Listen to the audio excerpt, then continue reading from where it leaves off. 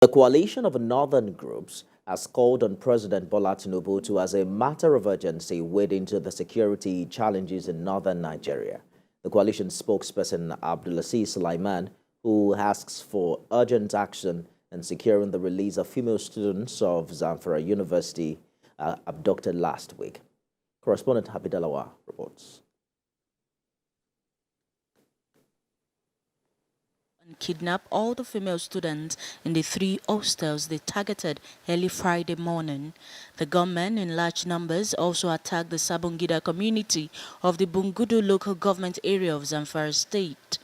The abduction has elicited outrage from all over the country, and the coalition of northern groups has expressed concern over the increase in insecurity in some parts of the north. They are demanding that the federal government work towards the quick release of the abducted female student. We warn that the resurgence of this security challenge has caused untold hardship and agony to the people of Zamfara state and other northern states and poses a serious threat to the entire northern region and must stop.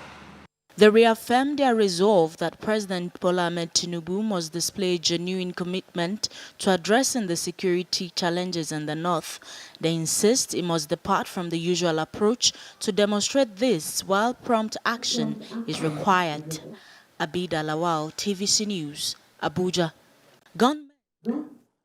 And for more perspectives on the development in Zamfara, I'm joined on the news by a security and developmental expert, Musa Salmano. Thank you for joining us on TVC News at 7. This latest development is happening days after the Chief of Army Staff mentioned about the improvement in its onslaught against insurgency in the north and also the turmoil there in the southeast. How much of a setback is this abduction in Zamfara for security operatives in Nigeria? Well, thank you so much for having me, and good evening, viewers. Well, whenever an incident happens, it's always a setback for any achievement that have been made or progress that have been made in curtailing such incidences. It's you can save 100 incidences, but the one that happens, like this one, is the one that defines ultimately how well the effect of those measures are. In this instance, a lot has been done, obviously. A lot has been achieved since the last time. But then a lot needs to be done again to ensure that never again will these incidents happen, and never again will they happen in the present way that they happen, whereby such attacks will take place and the perpetrators will kind of go unchallenged, like it's reported for some time, and effectively carry out their plans. So a lot needs to be done, despite the fact that a lot has been achieved. More needs to be done. But specifically in the situation with the Federal University in Gusau, there's been, incessant similar attacks. As a matter of fact, before this latest abduction, there was a protest by students there as regards the situation in that area. What do you make of such neglect, if I can put it that way?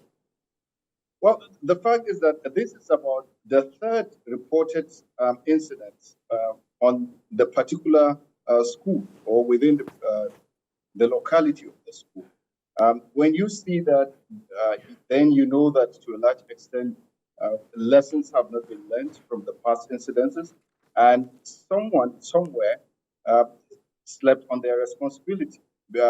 Certain questions need to be asked and to be answered as to the fact that when the last incidents, the first, the second happened, what were the feasible measures that were taken to ensure that this will not happen again?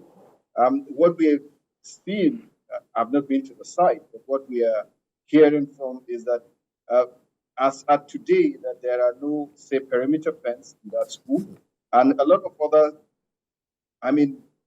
basic security procedures that ought to be put in place have not been put in place.